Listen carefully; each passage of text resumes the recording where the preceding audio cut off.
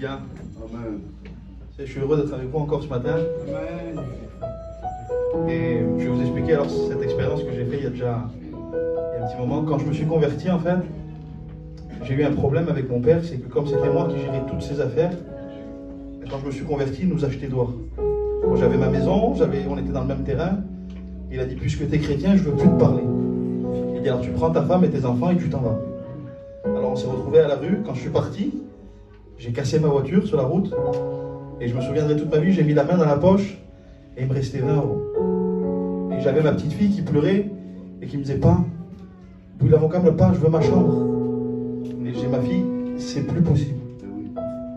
Et ça a duré comme ça des mois et des mois et des mois. Et je me suis retrouvé dans un désert. Et dans ce désert-là, j'en voulais à Dieu. J'ai dit, Seigneur, c'est pas normal. Parce que je t'ai accepté, mon père me jette dehors. Parce que je t'ai accepté, j'ai plus rien. Parce que je t'ai accepté, je peux plus rien faire. Et j'aimais tellement Dieu que je voulais pas recommencer comme avant. J'avais la capacité de gagner de suite de l'argent, mais je voulais pas le faire.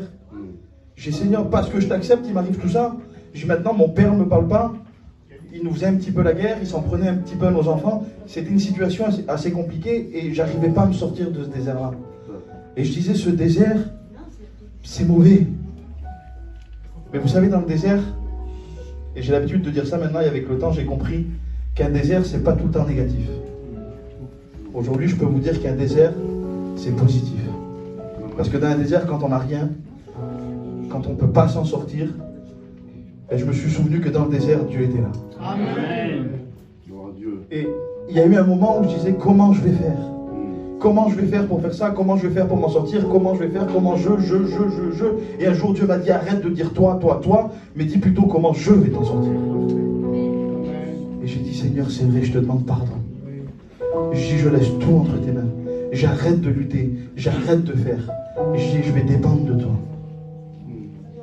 Et quand j'ai dit ça, je finissais ma prière et ma femme me dit, Patan, elle dit, tu sais, il arrivait les époques de Noël.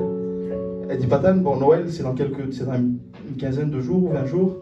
Elle dit, mais là, maintenant, elle dit, on n'a rien. Et je dis, je sais qu'on n'a rien.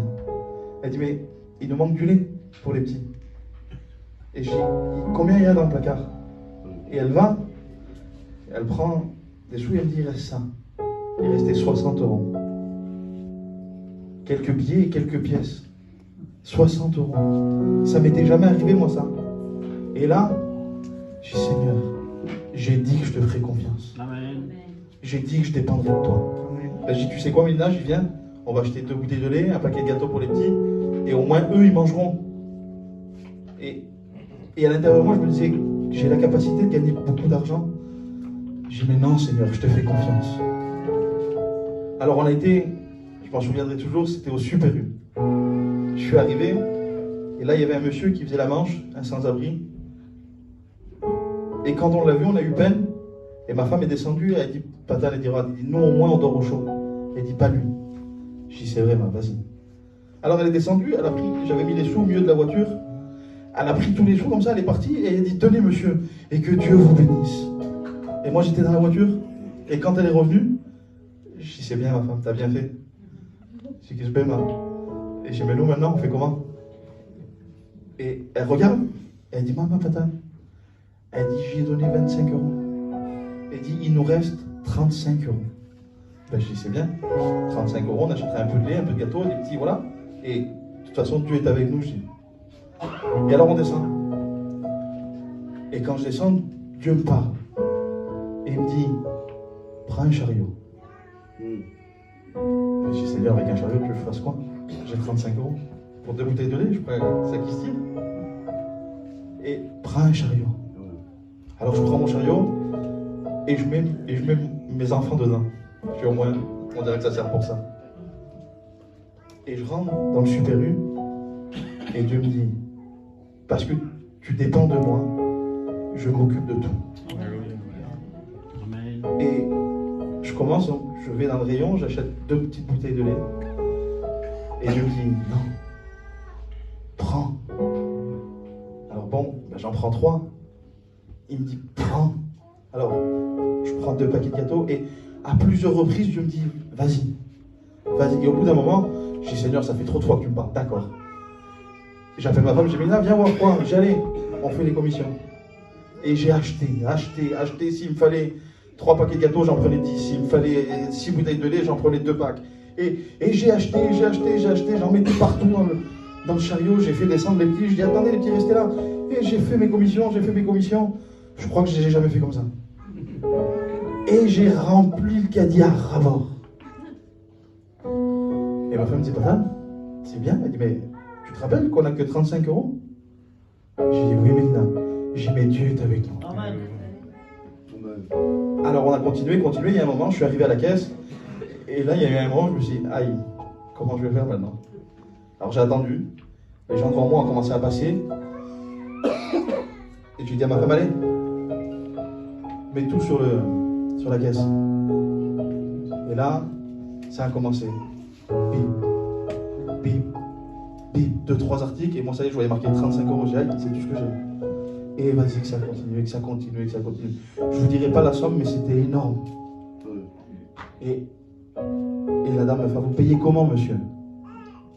Mais je dis, en espèces, madame. Elle dit, d'accord. Elle dit, bon, mais madame, monsieur, voilà, ça fait 35 €. Et ma femme se tourne, elle dit, patane. Et vous savez, j'aime, moi, quand Dieu bénit comme ça. Et j'aime le pousser à l'extrême pour que tout le monde voie qu'on a un Dieu vivant. Pour que tout le monde voie que quand on croit, Dieu prend soin de nous. Alors je dis, madame, c'est pas normal. Et la dame, elle regarde mon chariot, elle dit, ah non, effectivement, c'est pas normal. J'ai recompté tout. Elle recommence. Tout. Elle dit, monsieur, je comprends pas. Ça fait 35 €. J'ai, madame, appelé le directeur. Le directeur, il descend. Il dit, monsieur, j'ai regardé. Combien coûte le chariot? Je dis, je sais pas, monsieur, mais il dit, vous en avez pour de l'argent? Ben, j'ai regardé mon ticket, 35 €. Il dit, attendez, monsieur, c'est pas normal. Il reprend la caisse. Et il dit, monsieur, je peux pas vous expliquer comment ni pourquoi. Il dit, mais au moment où vous êtes passé à la caisse, il dit, regardez sur votre ticket, ça c'est offert, ça c'est offert, ça c'est offert, ça c'est offert, ça c'est remboursé, ça c'est offert, ça c'est offert. Monsieur, ça fait 35 €. Et je suis parti avec mon chariot plein. J'en avais pour plus d'1 mois. Et j'ai payé 35 €. Et quand je suis sorti, Dieu me disait, parce que tu dépends de moi, parce que tu me laisses faire, parce que dans ton désert j'y suis, parce que quand t'as pas à boire, je suis là, quand t'as pas à manger, je suis là, quand tu sais pas comment faire, je suis là. Il dit, moi mon fils, je t'abandonne jamais. Ça, c'est le Dieu qu'on possède. Après ça, tout est rentré dans l'ordre. Dieu m'a béni là, Dieu m'a béni ensuite après. Quand j'avais décidé de laisser comme ça, mon père un matin m'a appelé et m'a dit, mon fils, je te demande pardon. Tout est rentré dans l'ordre. J'avais pas de maison. Je m'étais fait prêter une maison quand mon père m'avait jeté dehors. Le téléphone sonne.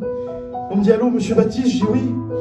Et écoutez, j'ai une maison pour vous. Mais je dis, vous êtes qui? Cherchez pas à comprendre. J'ai une maison pour vous. Mais je dis, monsieur, j'ai pas d'argent, j'ai pas de travail, j'ai rien. Monsieur, c'est pas grave. Le loyer, cadeau, la caution, cadeau, la maison, elle est pour vous. Mais je dis, monsieur, elle est grande la maison? Monsieur, elle fait 80 mètres carrés, allez dans l'agence, tout est préparé pour vous. Mais je dis, monsieur, qui c'est qui vous envoie? Il m'a juste dit ça. C'est lui. J'ai pu passer le plus beau des Noëls. Sans argent, j'ai acheté des cadeaux à mes enfants. Avec la carte bleue, on avait encaissé un petit peu de sous, on les avait mis sur la carte, j'avais payé les cadeaux de mes enfants. Le lendemain, je voyais sur mon compte remboursé. Je comprenais pas, j'appelais le magasin de jouets, je dis, monsieur, qu'est-ce qui se passe? Il dit, ben, vous avez été tiré au sort, monsieur. On vous a remboursé tout ce que vous avez acheté. Dieu m'a béni en tout point. Aujourd'hui, mon père est dans l'église avec nous. Aujourd'hui, j'ai une situation comme tout le monde. Je travaille, je gagne ma vie. Et je suis heureux de posséder ce Dieu si puissant, de posséder ce Dieu qui veille sur nous, de posséder ce Dieu si merveilleux. Et ce matin, on a envie de l'adorer tous ensemble. Je veux me souvenir, moi, tous les jours de ce que Dieu a fait dans ma vie. Je veux me souvenir, moi, tous les jours de ce que Dieu a payé pour moi.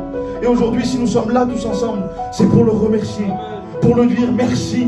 Merci parce que tu es bon. Merci parce que tu veilles sur nous. Parce que Dieu nous aime. Que Dieu vous bénisse.